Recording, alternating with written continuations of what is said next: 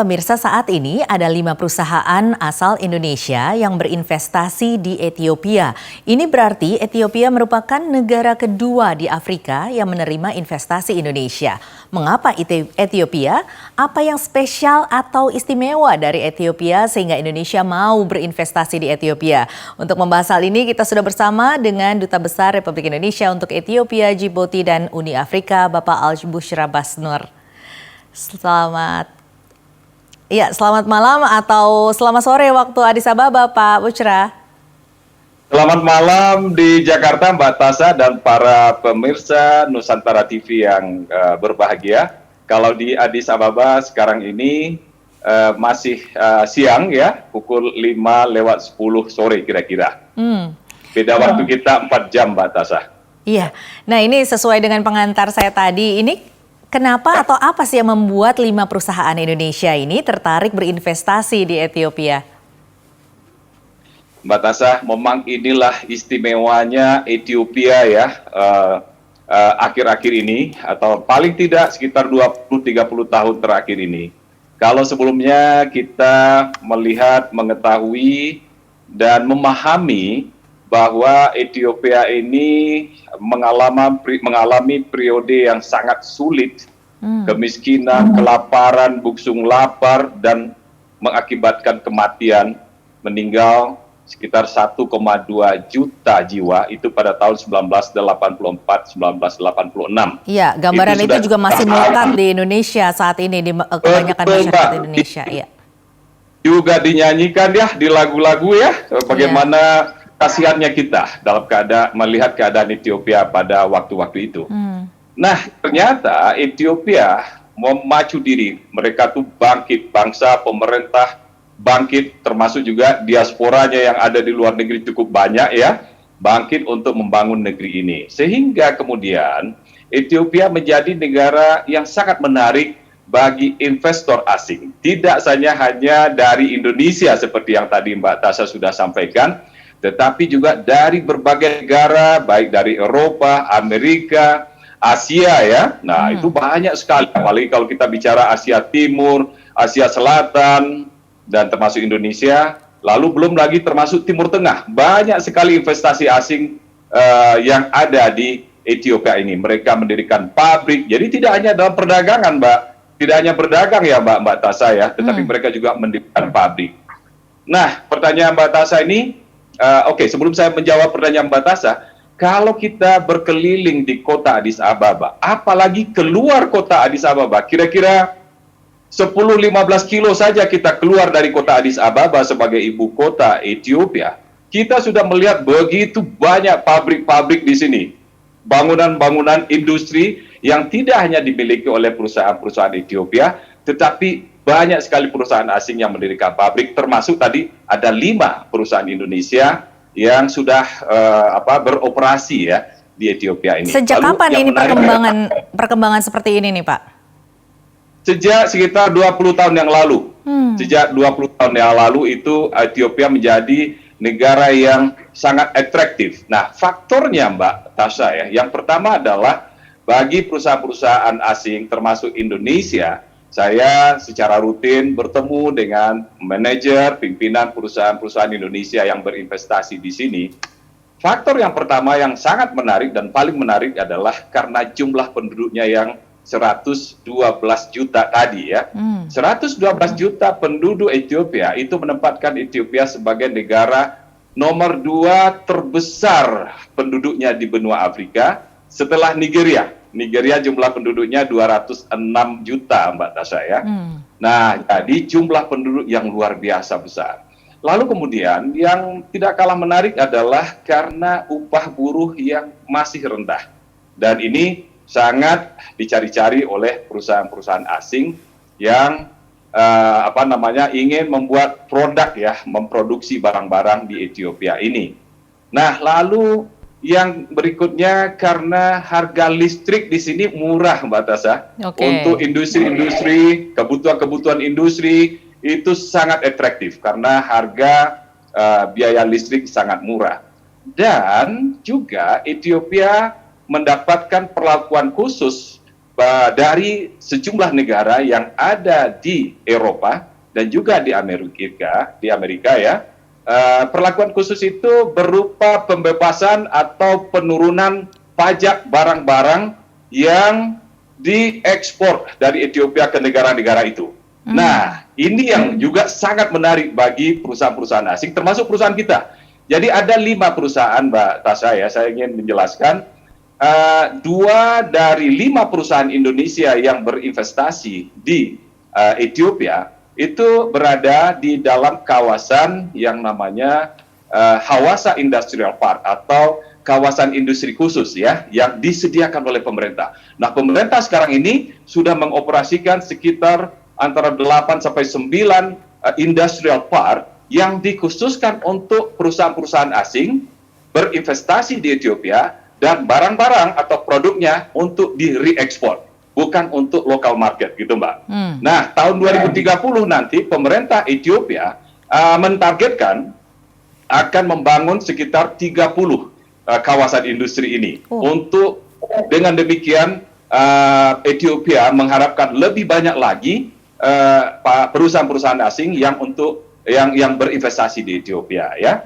Nah, 3 perusahaan lagi yang lain yang dari Indonesia nih, khususnya Mbak Tasha ya, itu berada di luar kawasan industri khusus itu. Nah, kalau saya sebutkan perusahaan yang pertama kali beroperasi ya, perusahaan Indonesia yang pertama kali beroperasi di Ethiopia, itu adalah perusahaan PT Sinar Ancol ya, yang memproduksi sabun B29 dan bahan-bahan yang berupa dari sabun ya, pembersih. Dan sekarang perusahaan ini juga memproduksi skin lotion. Jadi sudah berkembang ini. Jadi tidak hanya sabun saja, tetapi juga skin lotion.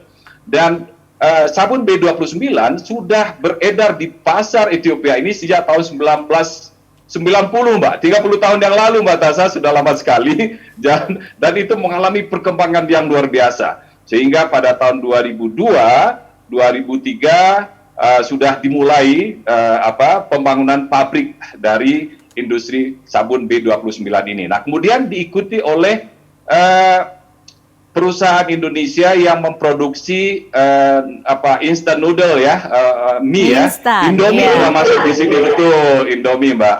PT Indofood ya dengan anak perusahaan mereka sudah membangun pabrik Indomie di sini. Nah, lalu kemudian diikuti oleh 2 pabrik garment yang saya sampaikan tadi, yaitu Century Garment PLC dan Sumbiri Intimate Apparel ya. Jadi 2 perusahaan garment yang ada di kawasan industrial khusus ini. Nah, satu lagi perusahaan Indonesia namanya Golden Sierra Abyssinia, yaitu PT Bukit Perak ya, anak perusahaan dari PT Bukit Perak. Nah, ini sudah mempunyai properti di sini, sudah berinvestasi, dan sekarang dalam keadaan proses untuk beroperasi secara full. Jadi 5 ini perusahaan Indonesia yang saat ini ada di Ethiopia, Mbak Tasha.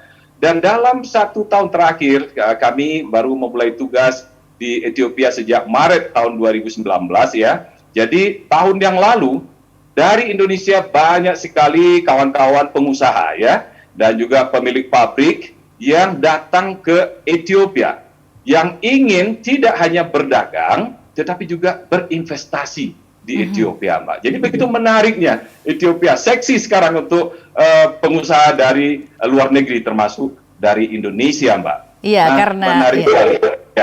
Ya, silakan, Mbak. Iya, karena yang Anda tadi sebutkan bahwa ada pasarnya, kemudian juga biaya operasional yang rendah, dan juga regulasi terutama untuk pajak ini juga sangat dimudahkan, begitu ya Pak ya? Nah ini tetapi kalau kita lihat dari letak geografis Ethiopia sendiri, ini kan berada di perbatasannya dengan negara-negara lain sehingga tidak ada pelabuhan begitu ya. Dan ini kalau tidak salah ini menjadi salah satu hambatan pada perusahaan-perusahaan yang ingin masuk pada waktu beberapa tahun yang lalu itu karena mereka berpikir bahwa akan sulit untuk distribusi barang-barang yang akan masuk. Nah ini apa yang membuat ini menjadi berubah? Nah, kelihatannya secara geografi demikian ya Mbak Tasha ya, tetapi fakta dan kenyataannya, betul kita tahu bahwa Ethiopia adalah sebuah negara landlocked, tidak mempunyai laut. sekaligus juga tidak mempunyai pelabuhan ya. Jadi kalau kita lihat secara geografi, Ethiopia ini lebih dekat dan bertetangga dengan negara Djibouti ya. Nah, saya ingin menyampaikan kepada Mbak Tasha dan para pemirsa bahwa 95% ya barang-barang ekspor impor Ethiopia itu masuk melalui pelabuhan laut Djibouti. Nah, Djibouti sebuah negara secara geografi, secara ukuran memang kecil, penduduknya nggak sampai 1 juta, Mbak, Djibouti kalau kita lihat di peta sebelah utara timur ya, 960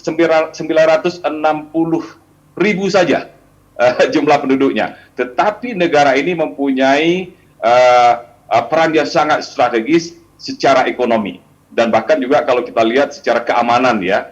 Kenapa? Karena pelabuhan Djibouti ini dilewati oleh kapal-kapal yang bepergian hilir mudik melintas dari kawasan Asia ke Timur Tengah dan juga ke Eropa melalui terusan Suez ya. Nah, di Djibouti terdapat pelabuhan yang sangat modern, disebutkan paling modern di Afrika, Mbak Tasha. Jadi semua fasilitas lengkap di situ dan malah terus dikembangkan sampai sekarang ini. Di Djibouti juga terdapat 5 pangkalan angkatan laut ya, negara-negara sahabat, ada yang dari Amerika, Korea, Jepang, dan Cina ya, lalu dari negara-negara Eropa juga ada. Angkatan laut mereka ada di situ. Nah, untuk mengamankan jalur, jalur lalu lintas barang-barang ya, melalui kargo dan lain-lain. Nah, saya sampaikan tadi, Djibouti memainkan peran yang sangat penting bagi Ethiopia untuk lalu lintas barang. Tetapi pelabuhan laut Djibouti tidak satu-satunya menjadi pintu masuk barang-barang ekspor impor bagi Ethiopia, melainkan juga sarana penerbangan. Ethiopian Airlines itu adalah penerbangan yang terbesar di Afrika, Mbak Tasha ya. Sejak bulan Juli 2018, Ethiopian Airlines sudah membuka penerbangan langsung dari Addis Ababa ke Jakarta. 3 kali seminggu pelayanan penerbangannya. Belum lagi pelayanan kargo yang juga dilayani oleh Ethiopian Airlines dari Addis Ababa ke Jakarta. Nah, dengan demikian ini sangat memudahkan sebetulnya bagi sahabat-sahabat kawan-kawan kita pengusaha yang ada di Indonesia untuk berdagang, untuk berbisnis dengan Ethiopia. Tinggal memilih mau jalur laut atau mau melalui jalur udara ya. Nah, kalau melalui jalur laut, Mbak Tasha, lama waktu yang dibutuhkan untuk mobilitas barang itu dari Jakarta ke Djibouti, pelabuhan laut yang saya sampaikan tadi, itu memerlukan waktu sekitar 3 minggu, 21 hari. Sementara dari Djibouti ke Ethiopia memerlukan waktu rata-rata 7 hari. Nah, ini bisa jadi hanya juga 1 hari, Mbak. Karena apa? Sejak 2016-17, Ethiopia dengan Djibouti bekerja sama itu sudah membangun suatu rel kereta yang sangat modern ya, sangat modern yang 80% kereta itu membawa barang-barang untuk kargo, hanya 20% saja untuk penumpang.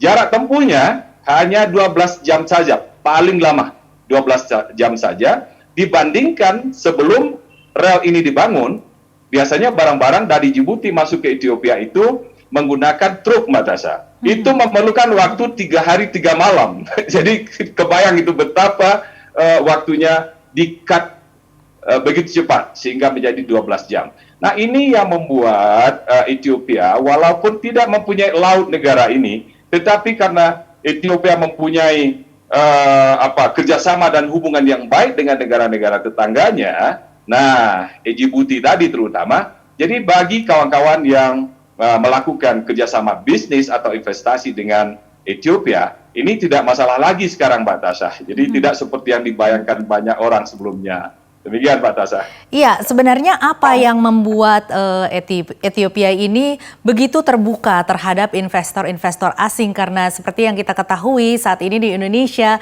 sepertinya masih ada semacam mindset yang membuat orang-orang berpikir bahwa ketika nanti investor asing masuk nanti akan mengurangi kesempatan bagi para pekerja-pekerja dalam negeri untuk bisa bekerja dan lain sebagainya. Nah, ini apa yang membuat Ethiopia begitu terbuka terhadap investor asing? Jadi Mbak Tasha, kita melihat mengetahui bahwa Ethiopia ini masih dalam status sebagai least developed country.